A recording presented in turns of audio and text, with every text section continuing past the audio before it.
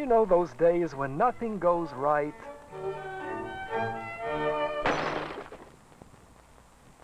Your kitchen is a jungle, with every appliance and utensil out to attack you.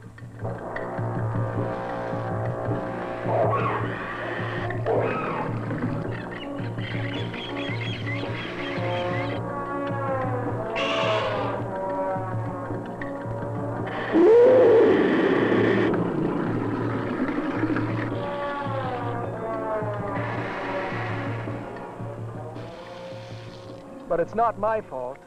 Look at it my way. I am a kitchen. I should know. When I'm alone here, it's really quite safe. It's people who cause the problems. You come in here angry, or depressed.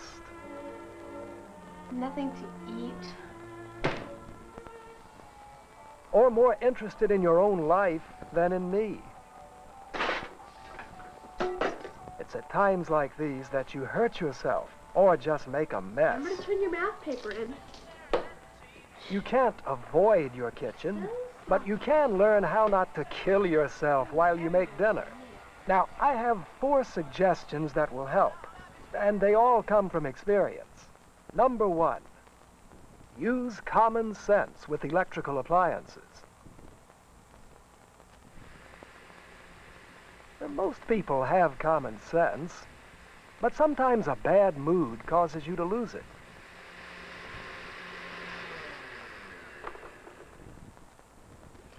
Clean up your room. Finish your homework.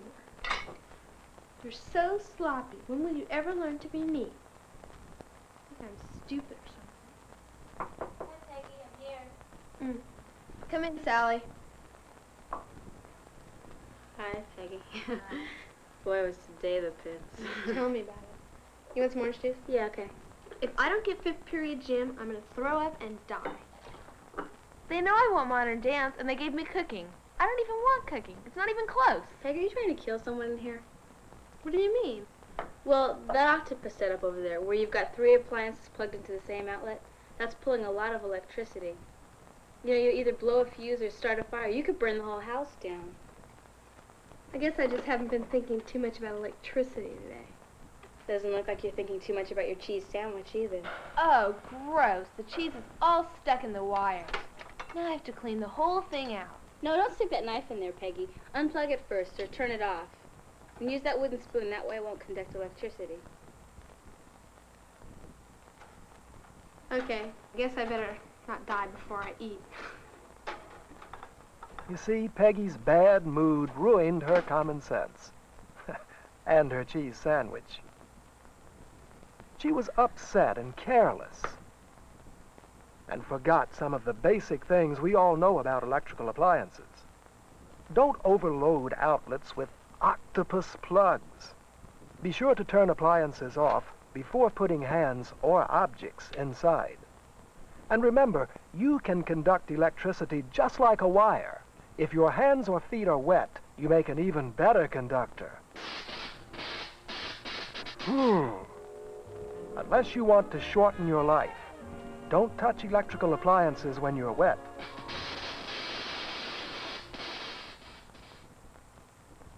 Okay, my second suggestion is organize for safety.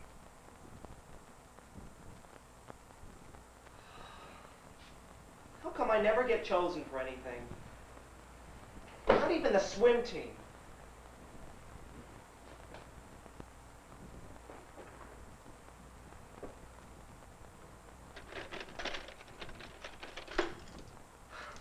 Where's the knife in this mess? You can never find anything in this house when you want it. Ow!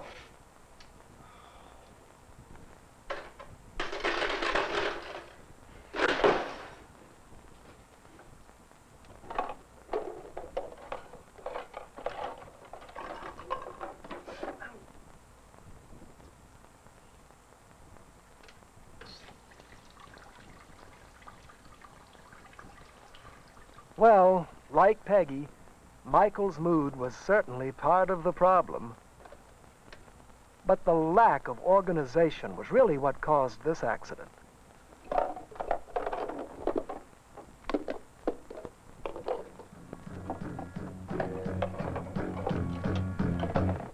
According to National Safety Council statistics, knives cause more serious accidents than any other kitchen equipment. Serious means requiring treatment in a hospital, probably in the emergency room. We've got to do something about this. Now look at it. The floor is a dangerous mess. You're right. I mean, you can't find anything here without sticking your hand in. That's what happened when I did. Oh, Michael. You're right. I mean, at least the knife should be put in a separate section, okay? All right. Now over here, this is where this happened. Now, this sink is just like the drawer, only underwater. You know, sometimes I think Jaws lives in here. Peggy, come here. Young lady, quickly, come here.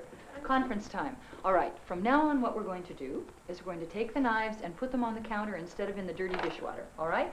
And also we're going to compartmentalize the drawer. No more just throwing things in. Are you agreed? Okay. Yes? Good, thank you. Good, yes. Peg, cutting away from your hand is a lot safer. Mike, I've seen lots of people cut this way. Let's see how good you can do it. And you certainly know how to handle a knife the wrong way, too. You sound like one of those movies I saw in home ec last week. Yeah, well, those movies just happen to be right. Now, let me show you how to do this, okay? You don't point the knife at... Would you please listen to me? You don't point the knife at anybody else or yourself. You hold it down on the cutting board and you cut away from yourself, okay? Towards the cutting board. Away from yourself. Okay? Away from yourself, okay? Simple, just like that. And you'll never hurt yourself like this, okay? Pay attention to what you're doing. That's my suggestion number 3. Hey, you're probably thinking, boy, is that obvious. Yeah, you're right, it is obvious. Until you forget to do it. The other night, Peggy and Michael were so busy with their own lives that they forgot to pay attention to the dinner they were cooking.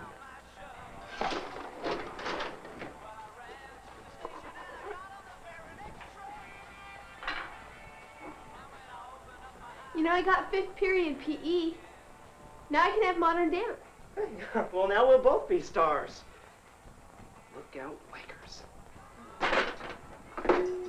Nice shot, superstar.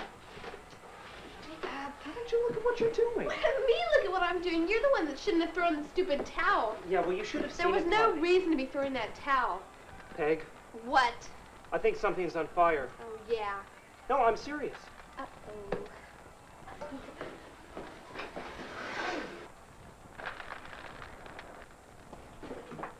Where's the baking soda? I got it.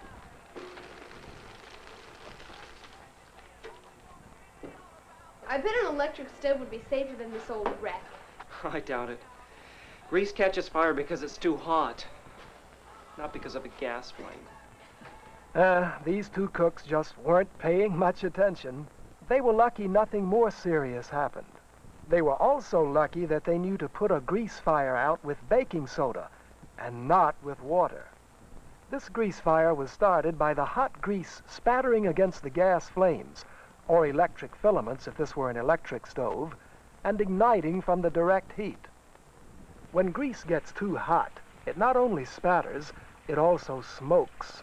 The smoke is really grease in gas form.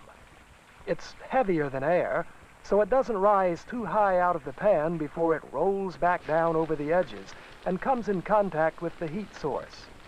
When this happens, the fumes can ignite and cause the whole pan to burst into flames. If you try to put out the fire with water, the water hits the grease, boils, and spatters water and burning grease all over the place. When you're cooking with greasy foods, you have to pay attention. If you see or smell smoke, turn down or turn off the heat. It's also a good idea to have a home fire extinguisher in your kitchen. You can buy one at just about any hardware store.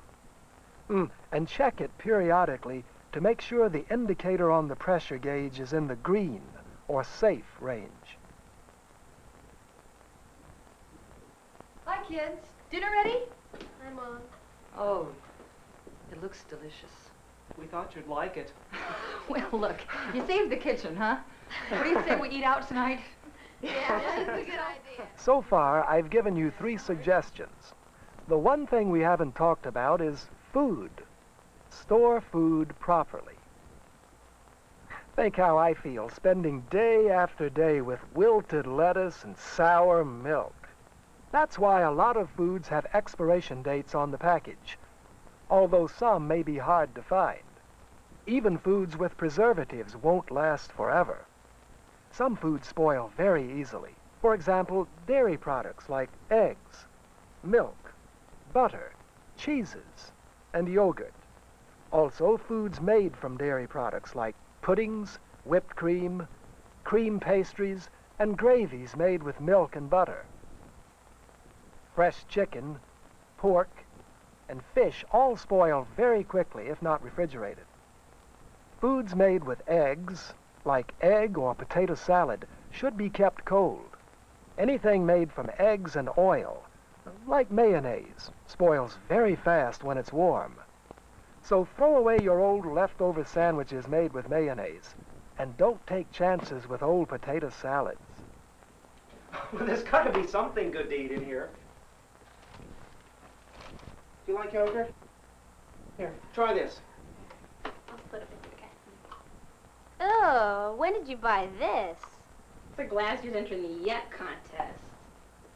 Says March on here. It's May. What are you trying to do? Poison us? Let me see that.